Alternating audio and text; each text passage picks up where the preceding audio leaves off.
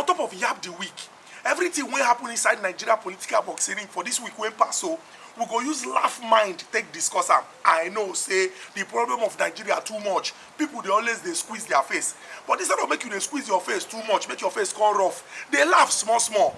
The idea na say that we go laugh, we go learn, and most importantly, when e reach for us to do the right thing, that is, for example, to vote for the person wey go change this our country, we go vote well. Talking about voting, our first story na inside Osun State. As on Saturday 16th of July 2022, 15 political parties dem bin present candidates wey contest for who go become the next governor for inside Osun State. The person wey be saying sit down for the chair, Oga Oyetola, wey represent APC, and Oga Adeleke, wey represent PDP. That election no easy o. Nothing wey dem no do to use convince Osun people say na my candidate na him better pass, or he better pass that other candidate. APC even go carry portable. Tọ́lá bá mi wọn gbé lẹ́mọ̀, wọ́n ṣe dáadáa tún nídìí wọn, bá mi ẹ bá tún ìlú wa ṣe o. Àkóyè Tọ́lá lọ́sọ̀ọ́sọ̀gbọ̀ àgbélẹ̀mọ̀ APC. Yes, Zazu, Biza, Wahala musician. Dem carry am make him come campaign for Oyetola. Na so him come out to begin the campaign, the ginger, say anybody wey no vote for APC, the person don make mistake o. Say na APC, na him go do well. Oyetola go continue the good work wey be say him don do. In fact, to show say that money wey dem give am, him wan work for the money. The guy dance. He get one place when dem dance reach. When dem reach the roundabout, the guy climb one particular statue. When that statue na statue of Baba Olowo, na so him draw him trouser down, begin the dance Zazu virus with him orange faded boxers.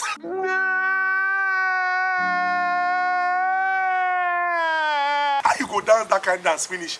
Your candidate can't lose election. They're supposed to collect the money when they give Portable. Is it by force to send money to people? They think so because Portable sabi dance, and the candidate of PDP they dance up and down.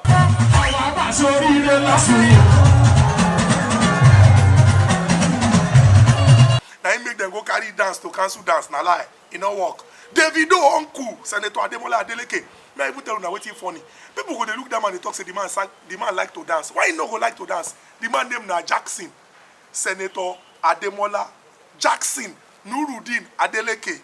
If papa they look pikin or mama, may they know the name when they go give am o. They give am Jackson. No wonder he sabi dance with his signature. That's so they go dance like this. That's how he dance to win the election.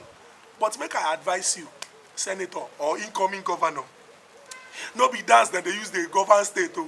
As you don't dance now, don't win. Because you know to the dance they go, but work for the people. Because the way when we say Davido, your nephew, they come out, campaign for you. If you not work, Davido self go collect uto. Too late. From Osun State, make we enter inside Zamfara. Where the Zamfara state government don't come out, they come call the emir of Sabon Birnin Yadato for Tafe local government area. They call him, tell him say you no go be emir again. What type of plane is this? They say how you go talk say wetin happen. You don't know wetin you do. Make I tell you now wetin that emir do. On Saturday, July 16th, around 3:30 for afternoon, he get person when be say him be repentant bandit. That's he dey do banditry work. He can't talk saying don't repent. They can't carry that person, can't give him chieftaincy title. What will be the chieftaincy title when they give him? Serikim Fulani. That would mean leader of Fulani people for inside that area. So, person when be saying a bandit, he can't repent. Una can't give him title. Why then give him this title so?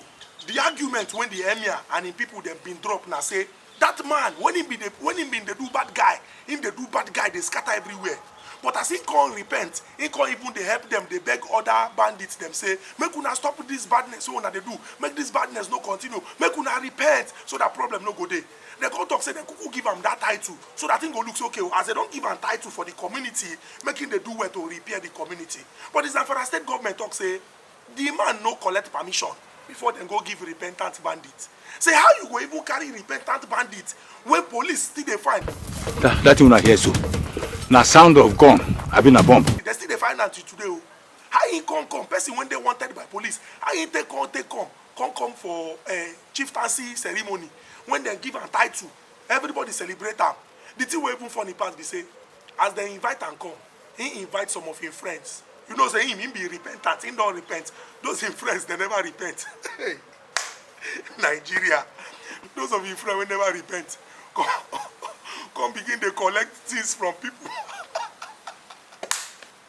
Nigeria, you invite person will never repent, make him come chieftaincy title of who say no repent.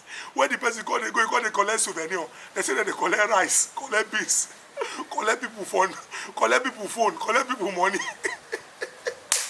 Maybe now why they come talk say, this guy, you never really repent, and they come suspend the guy. But plenty people they ask say, wait, which kind of country we dey? He just be like pastor. Somebody come meet and talk say, oh pastor, I used to be an armed robber, or I used to be a pickpocket. Pastor come talk say, oh, because you have given your life, God has forgiven you. Pastor come carry that person, come put the person in charge of offering.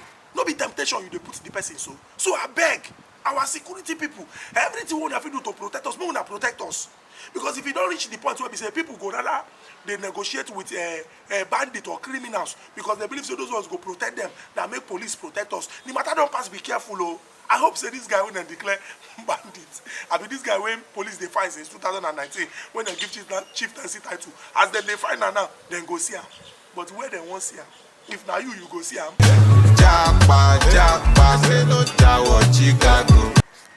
On Tuesday, something big happened for inside this our country. President Muhammadu Buhari, when be president and commander-in-chief of the armed forces and minister for petroleum, and the minister for state for petroleum, Oga Timi Preyesiva, and so many other big people inside of Nigeria, then gather to do the unveiling of the NNPC. That is, the NNPC now, that joint body of our country, where everything will concern oil for this country, and then they took eye on top. It don't go from corporation to company.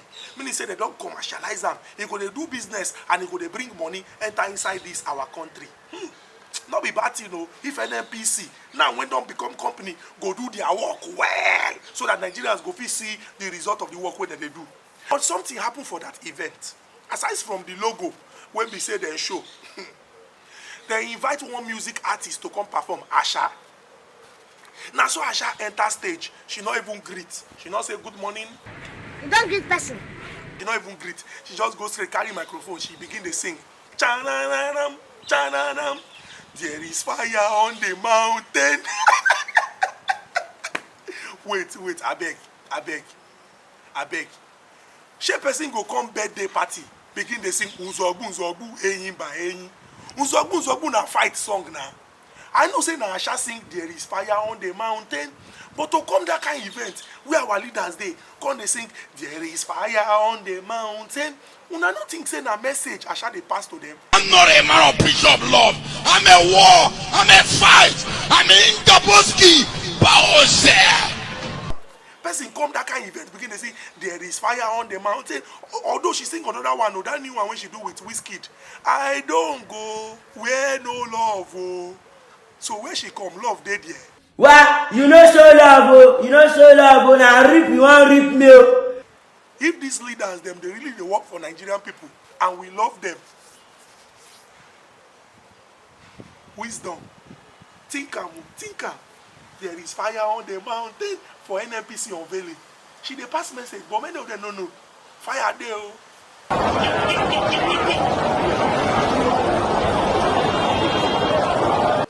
I know say na laugh mind and mouth we take discuss these issues, but the matter them serious. Oh, government we take God beg una. Everything we una fit do to see say the problem of education inside this country, una revive am, make una do am. And education no be only Western education. We go say A is for apple, B is for boy. Education na also vocational education, handwork. What the person fit use the hand do? Which work the person learn? Which craft the person don't master? For some other parts of the world when they develop, nobody they look who service blow grammar. Now the work where your hand fit do because they be producers. So it's very, very important make government do everything to use revive education inside of Nigeria. Now here, now we go come out on top of YAB the week. Even though we yab all the things when happen, it's very serious, so it's important. Government do the needful. You too, go out, go register to vote, collect your PVC, so that when you reach to vote for the right person, you no go make mistake. Bye bye.